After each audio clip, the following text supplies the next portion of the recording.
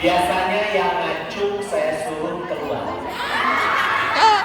Karena acara ini hanya untuk orang yang belum merasa tua. Saya tes sekali lagi, siapa yang sudah merasa tua? Tepuk tangan untuk kita semua. Tepuk tangan LYC.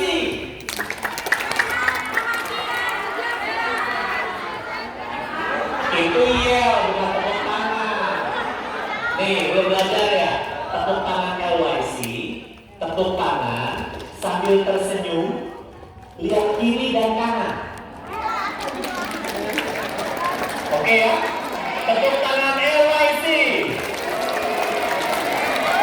Nah, gitu. Itu namanya tepuk tangan LYC. Terus di sini kita ada ya Bapak Ibu, selama acara saya. Kalau saya bilang sehat, jawabannya yes. Tangannya yes. Sehat yes. Kalau saya bilang bahagia, jawabannya tangannya enggak kan begini. Tangannya tetap bahagia. Nah, ini latihan memori. Sehat, bahagia, sejahtera. Nah, gitu. Jadi gerakan tangannya sama. Saya mau coba siapa yang nanti di akhir udah lupa. Mereka yang sudah tua biasanya. Sehat, Yes. bahagia, lebar, ulang. Sehat, bahagia, sejahtera. Oke, tepuk tangan LYC. Lalu senyum kiri, senyum kanan. Oke, kenapa saya menanya siapa yang sudah tua di sini? Karena ini rata-rata orang Indonesia. Kan warnanya ungu tua di sini. Nah, tadi udah di atas 40 semua ya? Ya, saya April nanti juga 50 Bu usianya. Masih muda dibanding Bapak Ibu semua. Masih muda dibanding Pak Yos. Jadi sampai kapanpun Pak Yos selalu lebih tua dari 9 tahun. Lihat Bu, rata-rata umur kita itu antara 65 sama 70 tahun saja. Ya, nah ini kita itu 72,3. Kenapa? Ini ada hubungannya sama kencing manis nih. Yang paling tinggi Jepang sudah pasti. Tapi kita lihat ya di Indonesia. Nah ini menurut data tahun 2022. Yang biru laki-laki, yang merah perempuan. Laki-laki 6993, 70 lah ya. Perempuan 74. 74.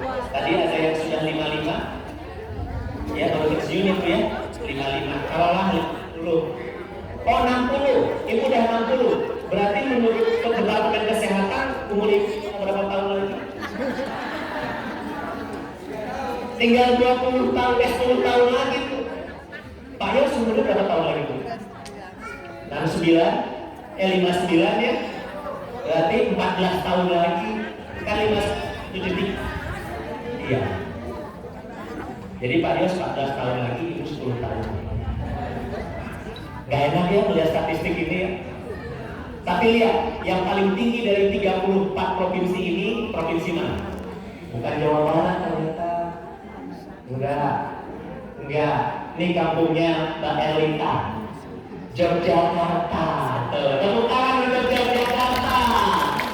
Orang Yogyakarta umurnya paling panjang. Kenapa coba? Dibandingkan orang Indonesia yang lain. Karena minum jamu. Jamu enggak, di Bandung juga banyak jamu. Banyak senyum. Ya. Bukan. Ternyata, kira-kira apa Mbak Elita pernah baca kenapa orang Jogja umurnya paling panjang di Indonesia? Makan gudeg. Gudeg. Enggak juga. Kuncinya di sini ternyata. Oh, bahagia. Kalau dibilangin cuan, maaf ya, Jogja itu termasuk yang pendapatan per kapita rendah di Indonesia. Ya. tapi umurnya paling panjang. Kenapa mereka? Ya, Nerimo, tepuk tangan Nerimo. Orang Jogja kalau injek kakinya gimana?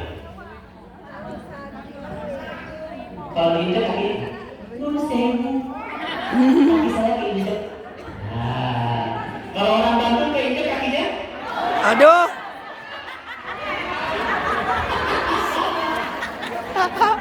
kalau orang Makassar mah keinjek kakinya, bahaya. Orang Medan keinjek kakinya, wah. Tapi kalau orang Jogja minta maaf. Nah ini nggak main-main ya. Kita harus nerimo. Lanjut ya, kita lihat. Ternyata usia kita itu maksimal di 26 vitalitas kita itu. Setelah 26 turun pelan-pelan. Yang tadinya bisa gini, 26 cuma segini. 40 turun pelan-pelan. Setelah 40 turunnya drastis. Kayak Pak Yos tinggal segini. Itu kalau nggak menjaga kesehatan lah. Ya, kalau nggak menjaga kesehatan, nggak harus ya. Nah, tapi kalau kita menjaga kesehatan, nah ini namanya dengan konsep anti-aging medicine. Kita lurusin ini. Aduh, kita gelutuk. lurusin dari usia 40. Jadi menjaga kesehatan itu Udah hujan harus gede. mulai dari usia 40. Nggak boleh sembrono lagi. Ya, sekarang sudah 50. Ya biarin dulu ya, daripada terlambat daripada tidak sama sekali. Nah, dari 40 kita menjalani konsep ini, nanti umur kita bisa lebih panjang dan yang penting vitalitasnya masih jak-jak tebal, nggak harus di kursi roda. Nah, konsep anti-aging medicine ini bisa kita lihat dari gaya hidup, bukan hidup gaya. Nah, gaya hidup ini dibawa sejak kecil menjadi suatu kebiasaan dan karakter. Nah, gaya hidup ini kelihatan dari, saya bukannya body shaming, bisa kelihatan dari fisiknya. Laki-laki kelihatan dari perutnya. Jadi kalau dia berdiri pagi-pagi melihat ke bawah, si ucok nggak kelihatan karena kehalang sama perut yang besar, berarti gaya hidupnya nggak sehat. Kalau perempuan dilihat dari mantannya. Mantan. Betul. Kalau perempuan kita lihat dari belakang Pak. Pas lagi jalan kalau gempa bumi Pak.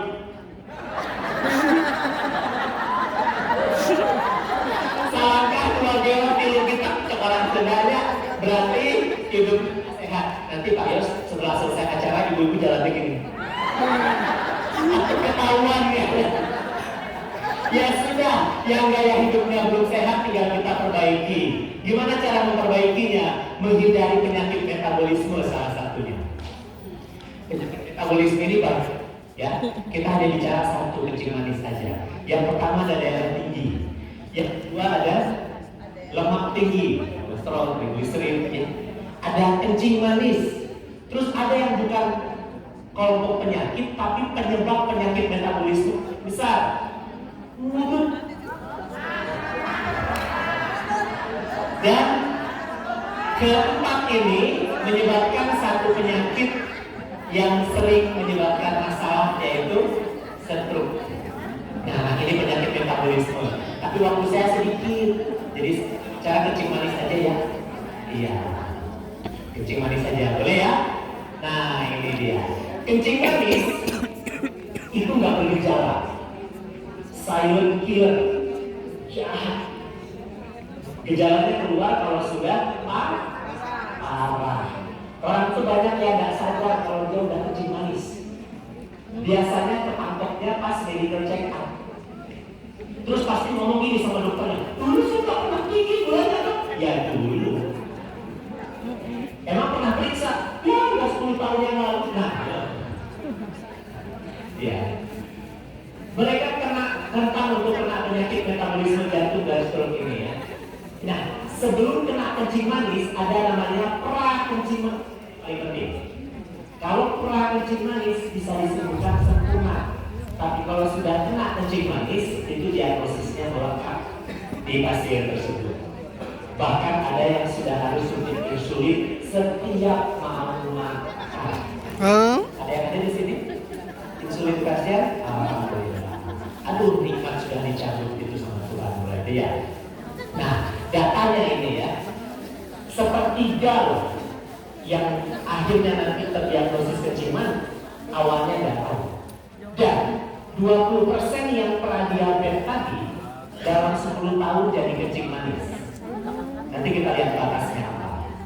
Nih, udah pradiabetes karena dokter kencing manis ya pradiabetes. Dia udah memperbaiki gaya. 10 tahun itu mutlak pasti bisa jadi kencing manis. Di 2012 yang lalu data Kementerian Kesehatan hanya 7,5% Indonesia yang kencing manis. 2030 nanti berarti 6 tahun lagi ya 12% kencing manis. Waduh, ini angka yang harus kita kasih tahu supaya kita kasih tahu juga gimana cara untuk menghindarinya. Nah, setiap 10 detik ada yang meninggal karena kencing manis di dunia. 1 orang.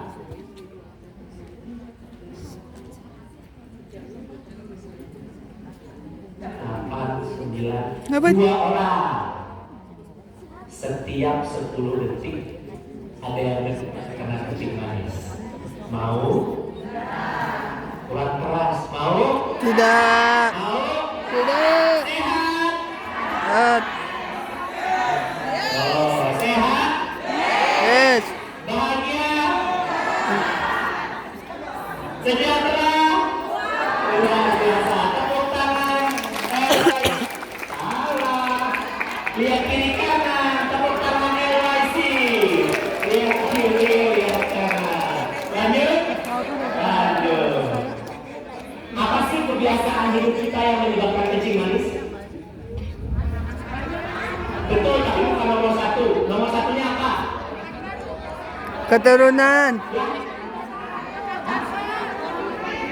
Lifestyle, betul semuanya lifestyle. Apa dalam hidup kita? Kurang olahraga betul, tapi bukan nomor 1 juga. Kira-kira nomor 1-nya apa? Kebanyakan makan. Suka makan berlemak. Ini gambarnya memang hamburger, tapi betul di Indonesia. Bakso, terus ada nih orang wajib sudah Gorengan. Bagaimana gorengan ya?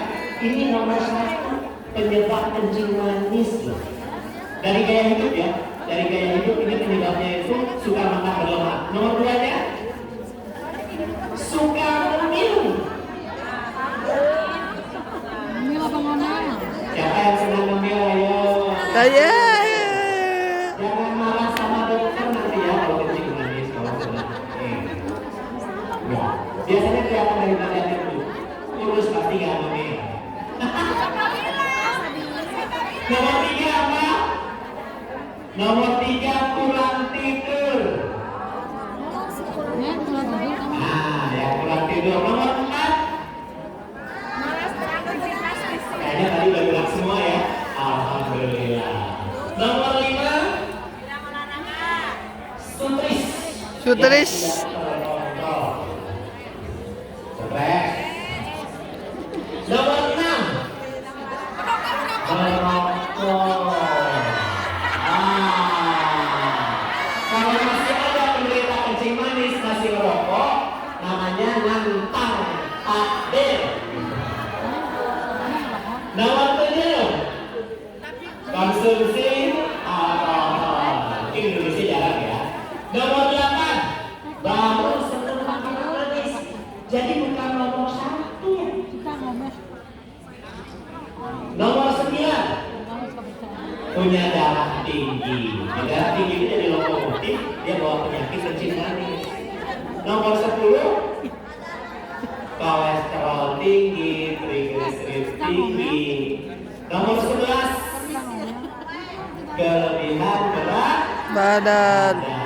Laki-laki dilihat dari mananya? Perutnya. Dari mananya? Terus nomor setelah 12. Ya, kalau ada yang pakai pil kontrasepsi berturut-turut selama 3 tahun tanpa berhenti, itu pun beresiko kena kencing manis di masa tuanya. Jadi kalau ada punya mantu, punya anak perempuan, KB-nya pil, mulai lebih dari 3 tahun terus-terusan harus diselangi dengan KB yang non hormonal dulu. Dan terakhir, penyebab kencing manis dari gaya hidup itu kurang kena sinar matahari. Jadi tiap hari itu, halo matahari pagi. Nah inilah 13 penyebab kebiasaan dan gaya hidup kita penyebab kencing manis. Mau dipotong ya? Saya mundurin dulu, saya mundurin dulu. Oke.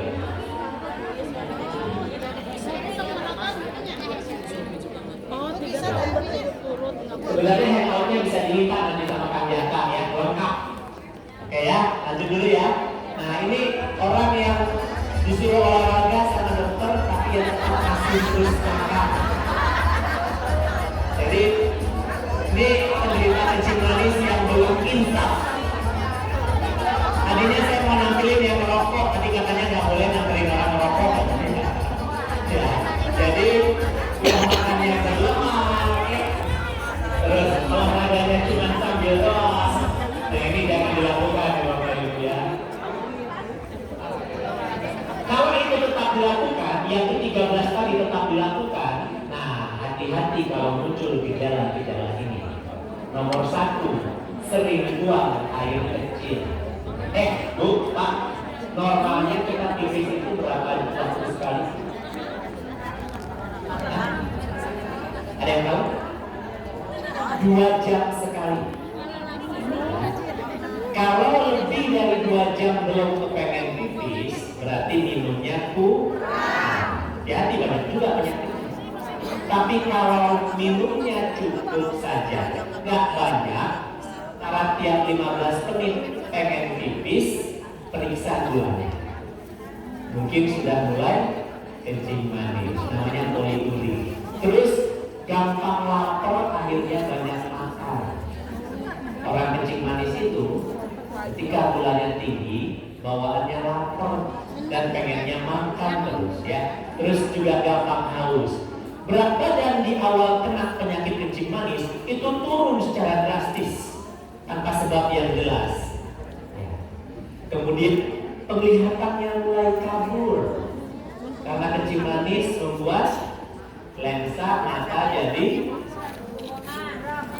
bengkak, pudar. Terus layar retinanya bisa terjadi retinomati, kematian sel retina. Dari mulai penurunan penglihatan sampai buta. Terus kulit sering terasa gatal, musik. Hati-hati, periksa gula. Kalau di punggung apa ya? Atau usia, Bu, bukan hanya sekedar gatal, tapi mengering. Terus cepat lelah, cepat ngantuk. Sampai terjadi namanya daytime sleepiness, hipersomnia, tidur di siang hari, padahal malamnya tidurnya. Gampang banget ngantuk, lagi dibonceng gojek, padahal naik motor. Naik bis, hati-hati kalau naik bus ketiduran, karena aja udah nyampe soalnya. Terus yang laki-laki impotensi, dari mulai tidak bisa ereksi sampai tidak bisa membuang. Yang terus yang sering juga sirume, kesemutan. Beda, kesemutan bukan yang keras, yang kesemutannya. Dan kalau punya bayi di atas 4 kilo, jangan bangga. Kalau ada cucunya nanti itu bisa sekarang berarti pas 4,5 kilo. Kalau di otaknya dokter, aduh ini anak kencing manis, punya kencing manis. Ya. Jadi yang sedang-sedang saja. Nah inilah gejala kencing manis yang harus Bapak Ibu tahu.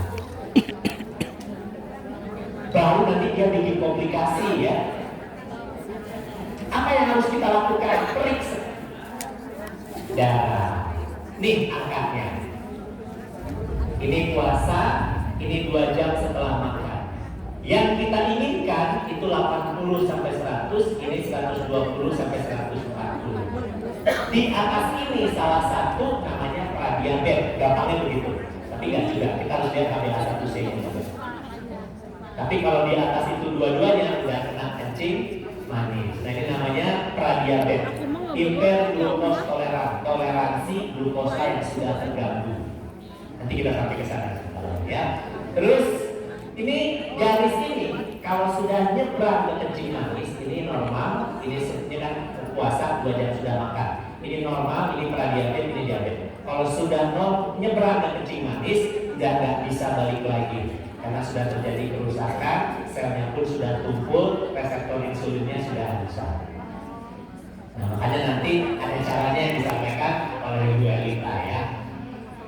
Kemudian terus yang harus juga diperiksa jangan lupa HbA1c. Jadi nggak bisa kita hanya memantau gula darah saja, dua-duanya normal terus happy. Saya nggak kencing manis karena yang diperiksa apa? Gula darah puasa sama sudah kurang. Kita juga harus periksa namanya hemoglobin A1C, HbA1c namanya ya. Ini adalah rata-rata gula kita yang terikat sama hemoglobin selama 3 bulan terakhir. Itu pun tidak boleh tinggi. Normalnya kita pengen di bawah 5,7. Pradiabetes itu segini, kalau sudah di atas 6,5 sudah diabetes.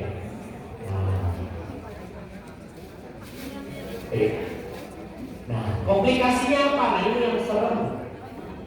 Wow. Komplikasinya yang serem. Satu,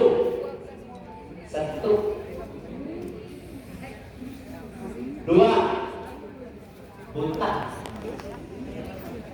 3, serangan jantung. Ini yang paling enak sebenarnya sih. Kan langsung selesai. Koit. Tidak sih koit. Langsung selesai. Gagal ginjal. Penyebab gagal ginjal kedua setelah darah tinggi ya di dunia termasuk Indonesia. Gangguan saraf, bisa di saraf tepi, bisa di saraf kelamin, bisa di saraf bawah. Dan akhirnya kalau luka kena infeksi jadi basah, harus Asik. awalnya jadinya dulu, akhirnya setengah kaki sampai pergelangan kaki naik. Gak enak ya kencing manis, jahat ya. Nah tadi ya, nanti minta slide-nya bisa sama Kak.